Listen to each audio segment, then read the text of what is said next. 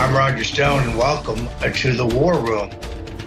Tonight, I'm really going to do something that I watched and listened to my friend Alex Jones do the other day when he took a large number of callers one after another, and I thought of the man in the arena, you know, the famous Theodore Roosevelt quote that was kind of poached by Richard Nixon that speaks of the man who deserves credit as not the carping critic who stands on the sidelines and makes fun of the strong man and points out how he can do better, but the fellow who actually has the guts, the gumption to climb into the arena and compete. And whether he is defeated or whether he is successful, he will always have striven to do great deeds. It's a wonderful passage.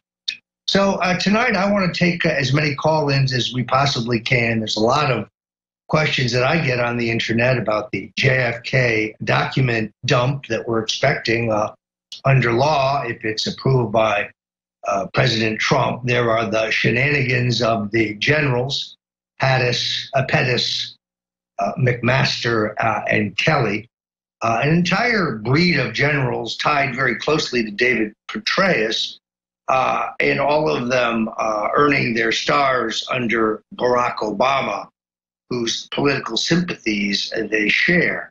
There's a whole generation of military officers in this range, yet there are many more able, retired, and still men on duty who could serve this president so much better.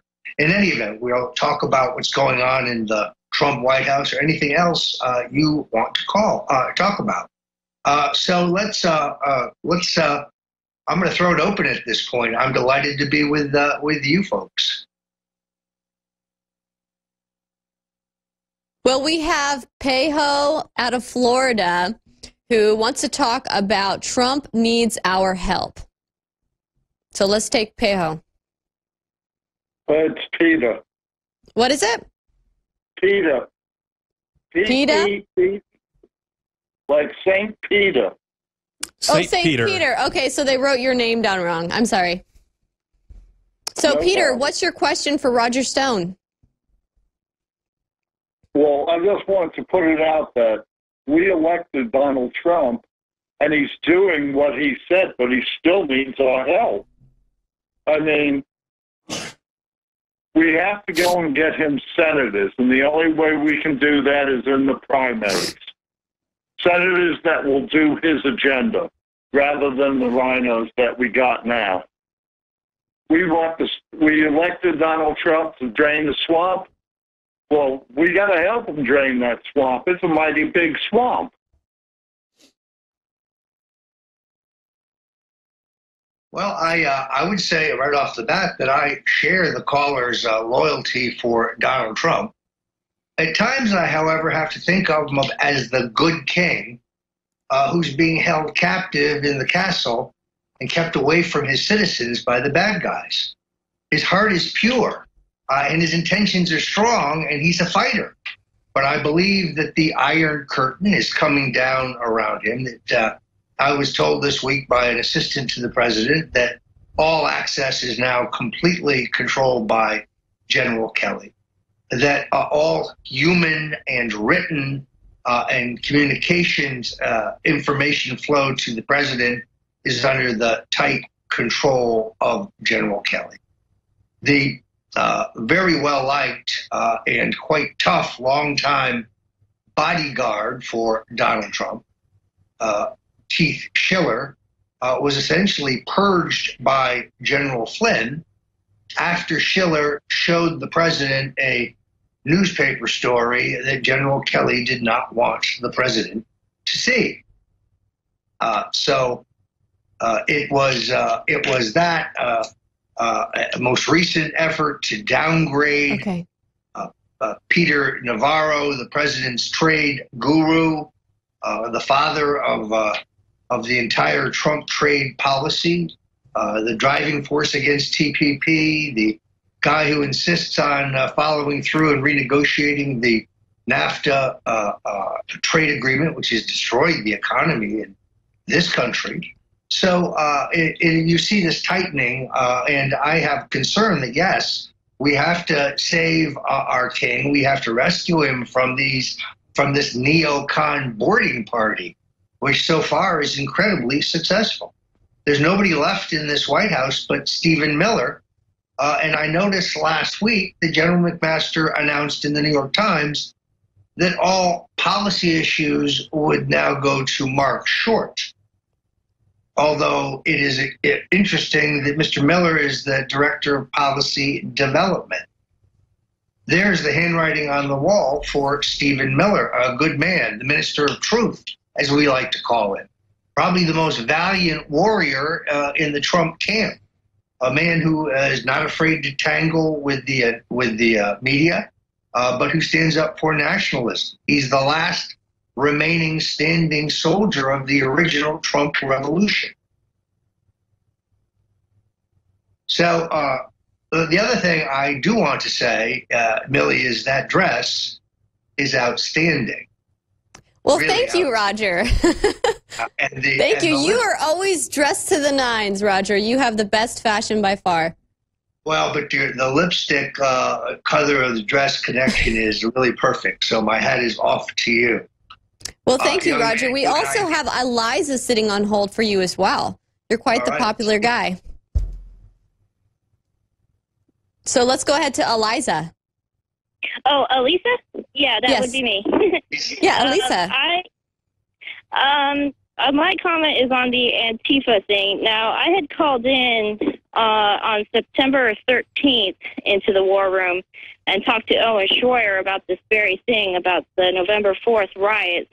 And I'm very glad to see that InfoWars is covering this, because this was something that I had been concerned about as soon as I saw it. And so, you know, but it didn't seem like Owen kind of took me seriously at all. But I'm very glad to see that Alex basically dedicated his whole show to it today. Now, I'm not trying to just be like an alarmist or anything. My main reason for bringing it up was so I could raise awareness amongst the patriots, so that way maybe we could diffuse the situation. So that way it doesn't turn into a big national disaster, you know.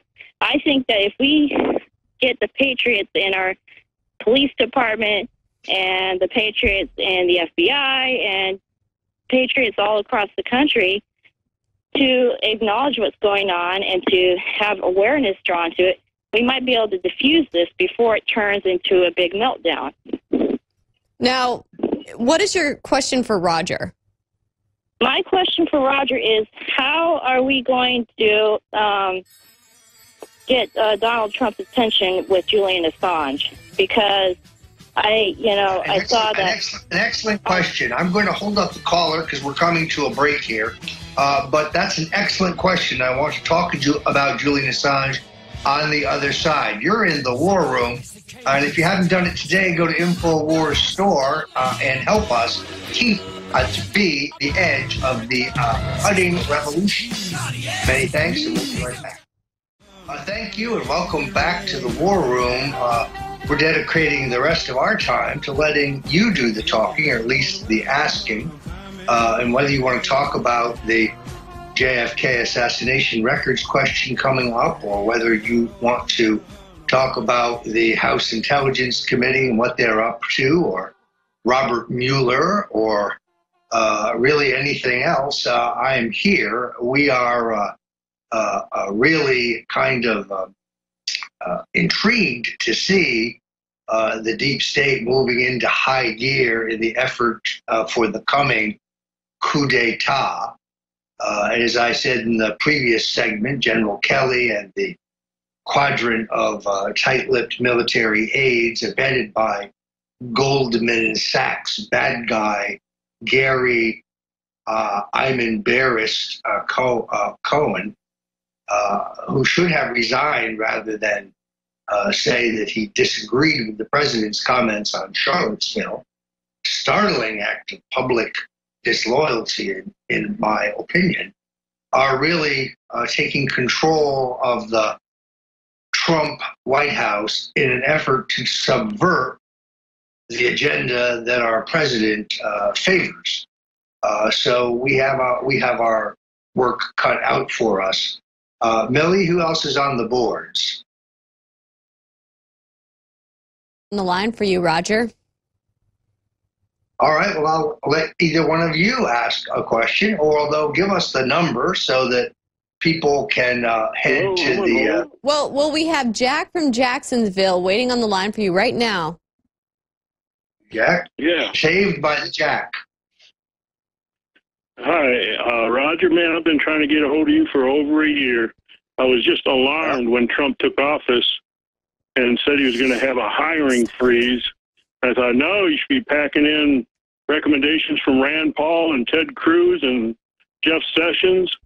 And now you're scaring me to death because we don't know what Sessions is up to. And I would implore you, maybe get with Pat Buchanan and see if you can get word to have you should be the chief of staff. And Steve Pachenik has been begging to drain the swamp.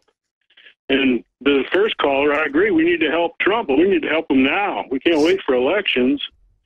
So it may be too late. And no, I don't disagree. I've seen this before, however, under Ronald Reagan, who was really essentially an outsider, who challenged the Washington status quo.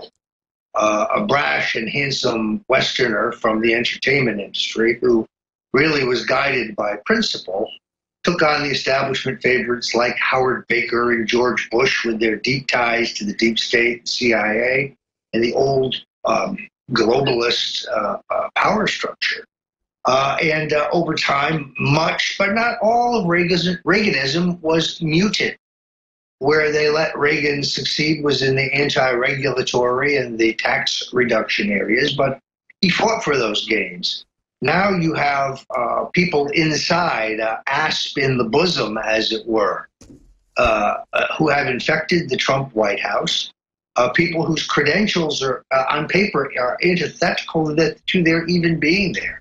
Council on Foreign Relations, Goldman Sachs, McMaster, the national security advisor, tied to George Soros, tied to David Petraeus, sharing information with both of them according to Israeli intelligence.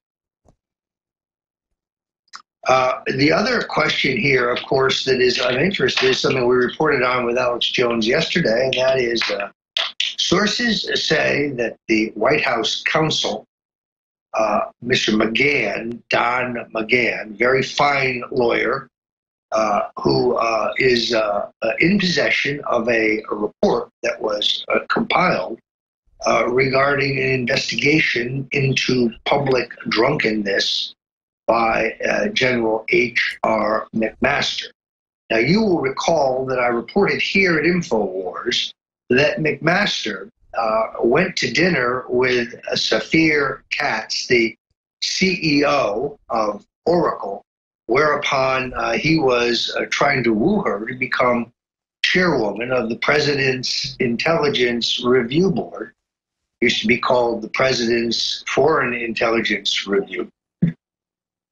And he got sloshed, took a call from the president, and then came back to the table and denigrated the president, saying that he was like a child, that he was a moron, that he could only think in 140 bytes, and that the idea of Donald Trump with his finger on the nuclear codes was scary. That he, McMaster, felt it was his job to save the country. So not only is this guy a national security risk, but he's a Soros alum.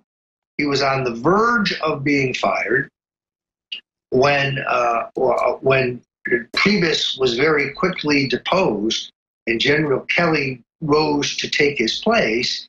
He saved his fellow general. And this is why we have him today. Do we have any info warriors on the line? Yes, Roger, we have Rodney from Indiana wanting to ask you a question regarding JFK's assassination. Hello, Rodney. Hi. Hi, Mr. Stone. It's an honor to talk to you. Thank you very much, sir. What's on your mind, Rodney? Well, I've always wanted to talk to someone about this. When I read your book about Johnson, the JFK assassination, your book was probably the first one that I ever read that was almost identical to the story my father told me, or actually he told my mother. He was a motorcycle cop in the parade, and he was at Johnson's car, and he always said that the Secret Service were on top of Johnson before the shots were fired. I remember going to Dealey Plaza when I was about 4 years old. My mom pointing at the school book depository saying, now that's where they say the shots come from, and Mom pointing at the grassy knoll and saying that's where your dad said the shots were going to come from. In fact, he was going to testify in front of the House Committee on Assassinations, but he passed away before he could, fast-acting cancer like several other witnesses. So I just wanted to say I really enjoy all your books, and I want to say you had the story exactly right.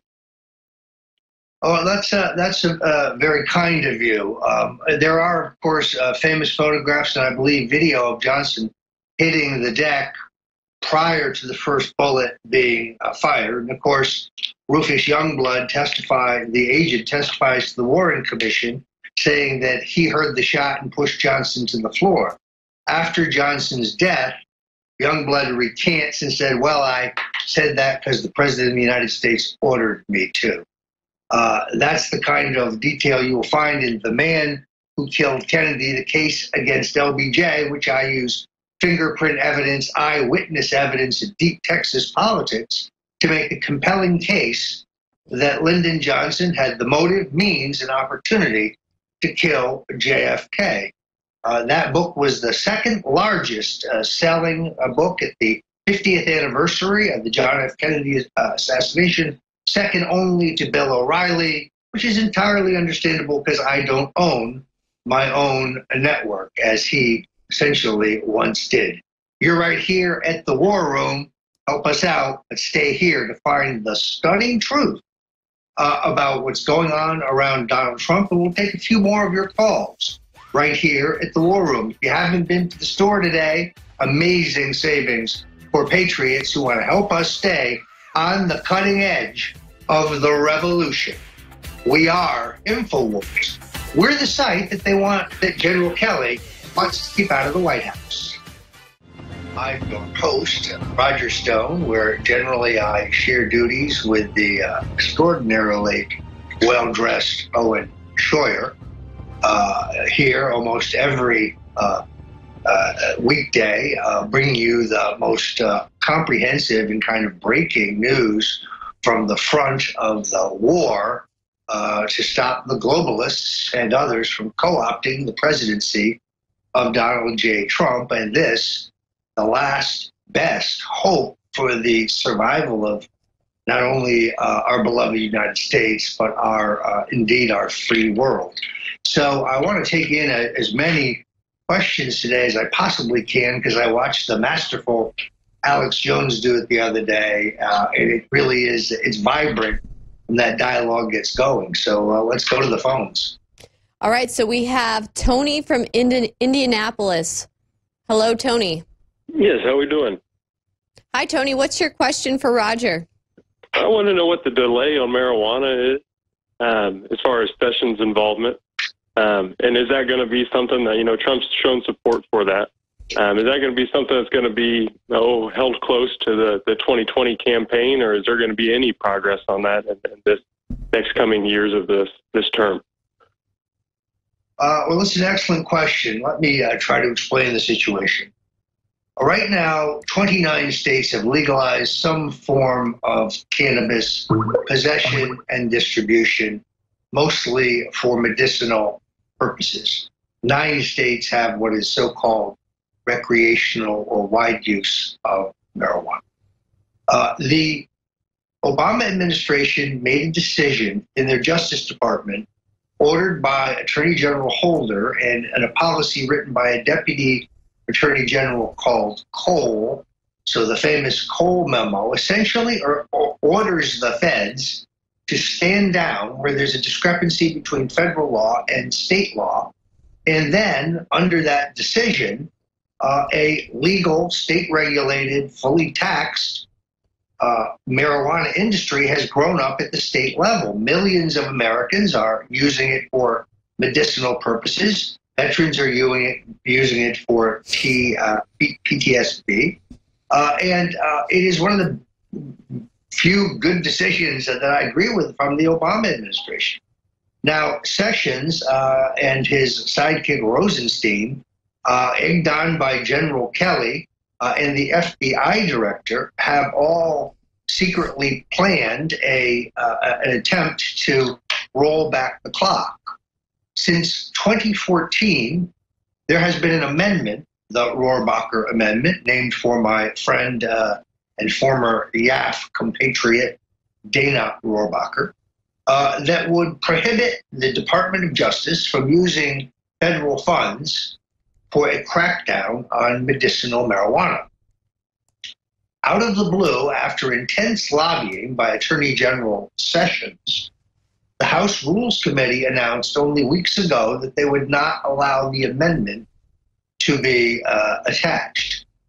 This was a potential calamity until, at the very last minute, working with the United States Cannabis Coalition, when the emergency appropriation deal was made between President Trump and Senator Schumer and Congresswoman Pelosi, the Rohrabacher Amendment was, with the support of the president and of Schumer, attached to that legislation, meaning medicinal marijuana is safe until December.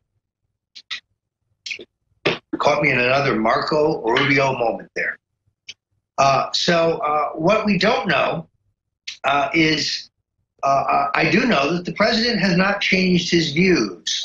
He said that he supports states' rights when it came to the legalization of marijuana, and that he was particularly supportive of medicinal. So does he know what his attorney general, who should be pursuing the Clintons and the Obama NSA for the diplomatic spying and surveillance at Trump Tower and of other Americans, thousands of them, according to the FISA court, and he should be pursuing the Clinton Foundation, Bill, Hillary, and yes, that greedy but extraordinarily wealthy young lady, Chelsea. But instead, he's in court trying to block the release of Hillary Clinton's emails. What has Jeff Sessions, who I heretofore thought he was a patriot, Rick Dearborn comes out of his shop. I like Dearborn, straight shooter. Rick Miller came out of his shop. I don't know Miller, but I admire him from afar. He has the same kind of warm, posh personality that I have. And he's a great writer. The Minister of Truth, we call him. And he is very adroit on his feet when debating the ultra-liberal elitist swine. We have another call-up. Yes, Roger. We have Brad from Louisiana on the line right now. Hello, Brad. Hi, Mr. Roger Stone, Esquire. It's really nice to talk to you, sir. I really appreciate your tenacity and respect it very much. One of the biggest brouhahas that seems to be going on, aside from Antifa and all of the obvious things, is the somewhat well, for limited censorship, let's say, that YouTube is placing on a lot of journalists and individuals who prescribe to that particular social media. I've heard Paul and Alex and Millie and others say that they've been having some problems in that regard. Now, I see a full censorship with regard to President Trump, with regard to what he sees, what he reads, what he hears by this Kelly guy. And I would like to know who he thinks he is, or does he have the authority to do this, And I know that President Trump is nobody's fool. He knows Sessions not doing what he's supposed to. He knows that these other men in his cabinet under him are not doing what they're not supposed to, and looking into Clinton and Obama's treasons. Why doesn't he get rid of these buffoons? Why doesn't he do something? I know he knows. That's my question, sir.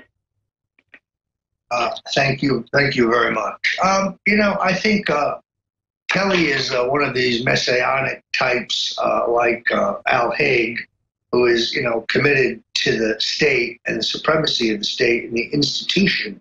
And these guys mesmerize themselves that it is their duty to do what they do. It was their duty to kill JFK. It was their duty to bury Dick Nixon. It was their duty to take down Trump. The president is a smart guy, but he's also got a lot on his plate. And initially, I suspect that he likes the sense of order that comes out of this kind of isolation, particularly when contrasted with the absolute chaos that existed under White House Chief of Staff Reince Priebus.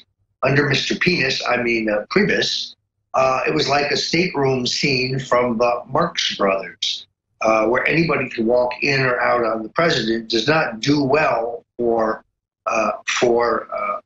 governing, I must tell you. So we have to make sure the president is not isolated, and that's very difficult.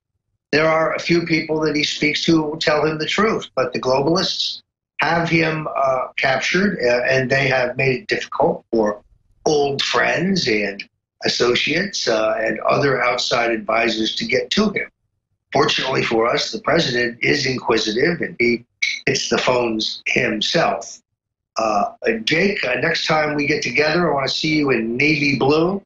No more light colors for television. The navy blue connotes. All right, Roger, sounds good. Got it. We can zoom you ahead of Owen Schroyer if you listen to me. I'll take your advice. Well, Roger, we do have another caller if you're up for one. Bruce from Iowa. Absolutely. I'm prepared to keep going for that. Hello, Bruce. Yes. Hi.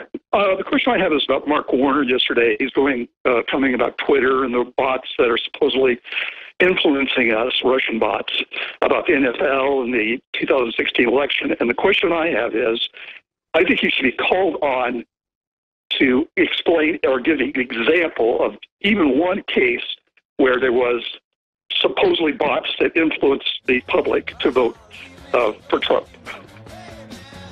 Well, he's just overstating the case. I think what he's trying to say is incorrect. There were bots paid for. Whether they actually influenced anybody is, of course, unmeasurable. It's unlikely because, frankly, they were so poorly written and so clumsy in their execution. This is the problem with Russians. They are hand-handed. They don't understand American politics. There's two different questions here. Did they try to interfere? I'm Roger Stone, and you're back at the War Room. I'm going to take a question now that I just got by email. Someone asked me, what did I think the best pizza in the country is today? Now, the pizza is something I once said. Pizza's kind of like sex. Even when it's bad, still pretty good, particularly at 3 o'clock in the morning after you've had a few belts. But that said, the absolute Bible on this is a book called Pizza, a Slice of Heaven by Ed Levine. No, I get no kickback from Mr. Levine. But that is the Bible. Now, I, right now, like a place called Vincent's in Fort Lauderdale by the Sea in the Ocean Block, right there at Commercial Boulevard. Check it out. Do you have a question? Yes, Roger, we have another one sitting on hold for you. We have Andrew out of Massachusetts. Hello, Andrew. Hello. Hello, Andrew. Hi. What's your question for Roger? Hi, thanks, Millie. My question for Roger is regarding DACA. I'm a small business owner from Massachusetts in the service sector, and something that's like really altered business in the last 5 years since I started that I've been able to see is a lot of our competitors in the service sector utilize illegal labor. And DACA just seems to be one of the biggest issues that I feel like would split Mr. Trump's base for 2020 and moving forward, and just for the agenda in general. So I was wondering, where do you, Mr. Stone, sit on? Do you think the president is actually being influenced by Pelosi and Schumer, or is this just part of the negotiation? First of all, let's recognize that the Trump administration has been infiltrated. Among the greatest progenitors of the open borders, free, cheap labor market are the notorious Koch brothers. They're libertarians and conservatives until it comes, of course, to their pocket. And they and their close allies in the U.S. Chamber of Commerce, like those illegals who can be hired under the table or hired for pennies. And they have inserted their man, Mark Short, who comes out of the